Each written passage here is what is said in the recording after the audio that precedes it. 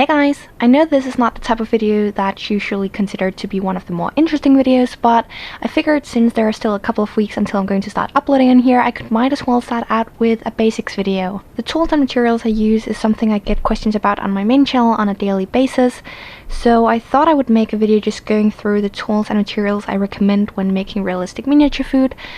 Now, if you followed me for a while, there might not be much to gain for you in this video, but maybe you'll find it entertaining somehow anyway. What I have here is the closest I could get to the tools I used when I first started making clay charms and miniatures. I had a craft knife, which was just one of those cheap retractable utility knives. I used a meat pin. A lot of people tend to use toothpicks. And then I had a toothbrush. The work surface I had was a cutting board I stole from my parents' kitchen, and then to avoid having the clay stick directly onto the cutting board, I put it inside of a plastic bag, which is not ideal, but that's what I had.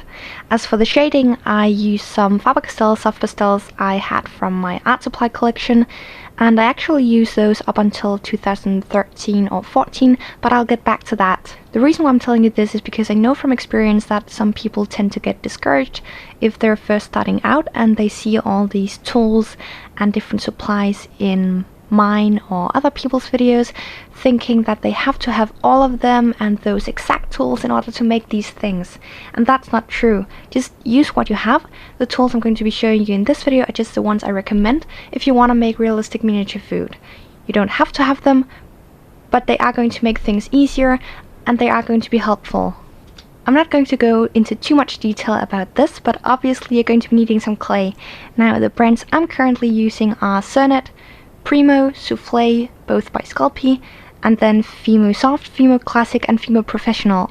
I used to use Kato as well, but I've never really liked the smell, so I'm trying to use up what I have, and then I'm probably not going to be repurchasing it. There are lots of different options when it comes to brands, and I guess sub-brands we can call them, of polymer clay. Different people prefer different brands for different reasons, so I definitely recommend just trying out some different ones and then finding the one that works the best for you. And of course, when talking clay, we can't forget about liquid clay. These are the two I tend to use the most. I would say almost the only ones I use. So I have translucent liquid Sculpting, also known as TLS, and then Fimo Deco Gel. I use two different types of tools for cutting the clay. One is a flexible tissue blade. I like these because you have the option of cutting in a slight curve as well. And then the other one is an X-Acto knife, which is obviously a lot better for detail work. The next tool I definitely recommend having is a needle tool. And I'd actually recommend having more than one, because although these do look very similar and they can all hurt you, the tip is slightly different. This one is the thickest one, this one is the next, and this one is the thinnest one. And you don't have to have a fancy needle tool at all. One of the best types of needle tools you can get is actually sewing needles, because you can get them for super cheap in a pack of a variety of different thicknesses, and you can use polymer clay to just make a handle yourself, so you really don't need to purchase any special tool. Dotting and ball tools are another great tool to have. I got these off eBay. You can find these when searching for nail art tools, and this one when searching for cake decorating tools. The two I use the most are these two, and my absolute favorite one that I use the most in all of my videos is the blue one. I love this one so much because it came with this fine point at one end, and although I've had others with a similar tip, it hasn't been the exact same shape and size. However, if you don't have a dotting tool with a more fine tip like this, you can just take a metal file and file off the dotting tool or the small ball at the end yourself.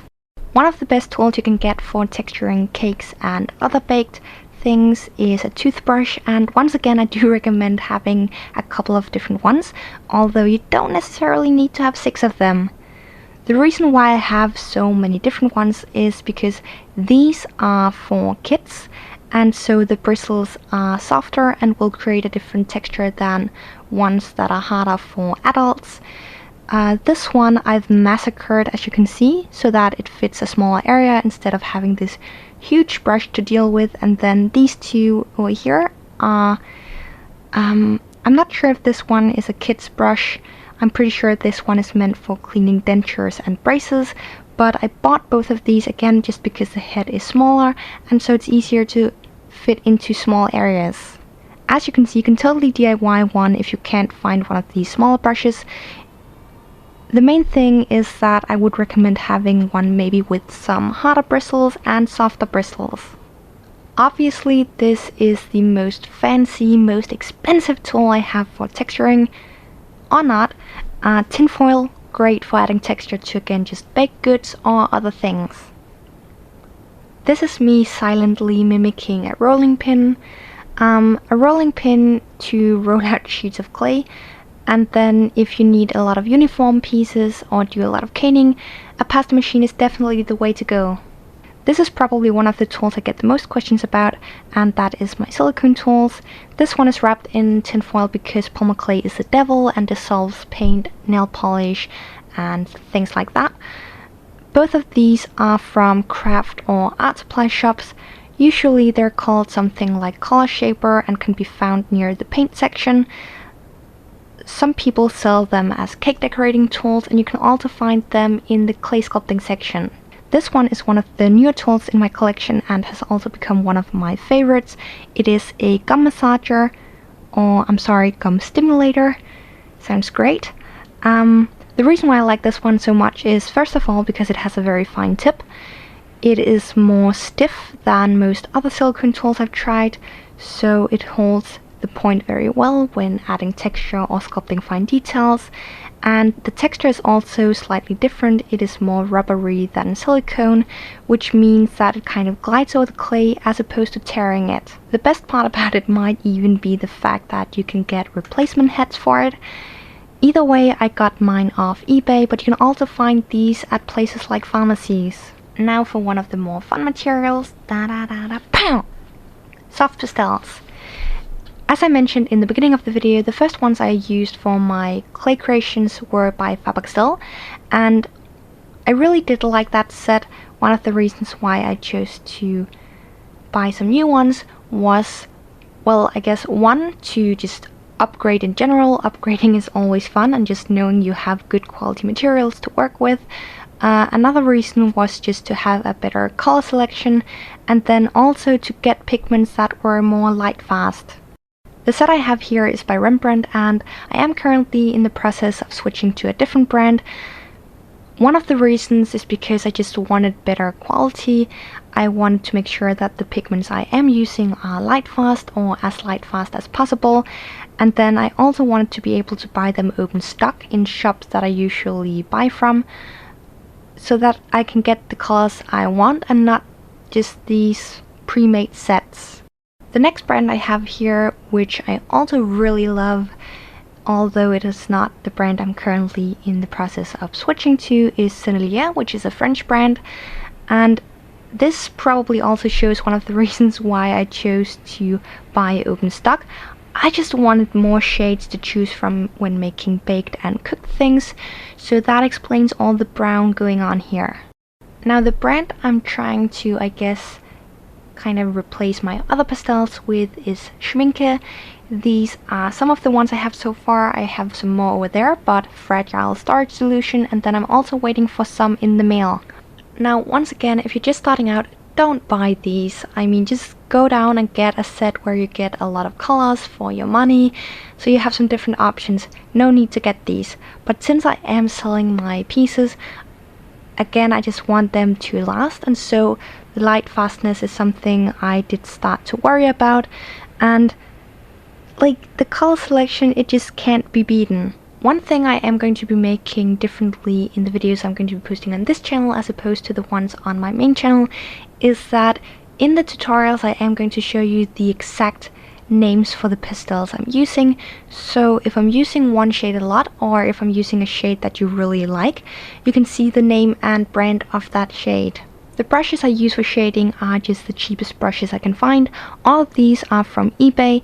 These ones are found by searching for watercolor brushes, and then the two here are called something like 12-piece nail art detail brush, something like that. The quality is absolutely horrible, but I know I'm going to ruin them and I'm going to be throwing them out anyway after a while, so it's not really worth it to buy fancy brushes.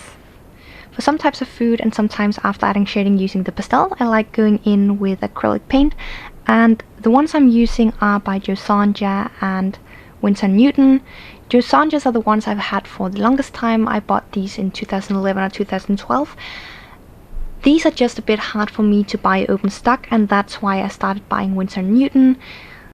And just like with the pastel, use whatever you have. The reason why I use these as opposed to a random no-name brand is because the pigments in these ones are often more light fast. My favorite glazes to use when doing miniature food are these three. I have the Winsor Newton for acrylic paintings, and this is a matte finish, and then I have two female glazes which are semi-gloss and gloss glaze. I like these thinner glazes as opposed to thicker glazes for food because most foods are not super glossy and need more of a sheen, so these are great for that. And you can also apply them in a thicker coat if you need it to be more glossy. The last few things I'm going to show you are more so just additions. They're not as necessary in my opinion, but they do make a lot of things easier, and they are great additions to your stash. Tweezers for picking up or holding tiny things in place. Mold putty for making cupcake bases or other things where molds really make things either much easier or just doable. The one I have here is silicone, but I also really like Amazing Mold Putty. Cornstarch or potato starch so that the clay doesn't stick to your hands or your work surface if you need that, or to minimize fingerprints. Sand is also great for adding different effects. Mainly I just recommend having white and black for sugar, salt and pepper. You can get these at a lot of craft shops or florist supply shops. Different shimmery or metallic pigments like these are not used as often, at least not in my experience when making miniature food, but if you do enjoy making raw fish, they can be a great option. Preserved moss and princess pine again just looks great for different types of scenes and arrangements. And then I guess the only other kind of material I want to mention is resin, which again can create some really cool effects.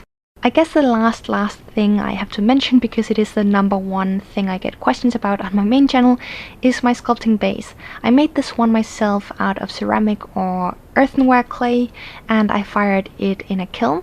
So it's not something I'm going to be making a tutorial on, because if you do have access to those supplies, you will know how to make this. Anyway, if you made it this far, congratulations. I know this might not be the most interesting type of video to watch, but it is nice to have some of these kind of back to basics videos on my channel, just to refer back to when I do get questions about it. Thank you so much for watching, and I'll see you in my next video.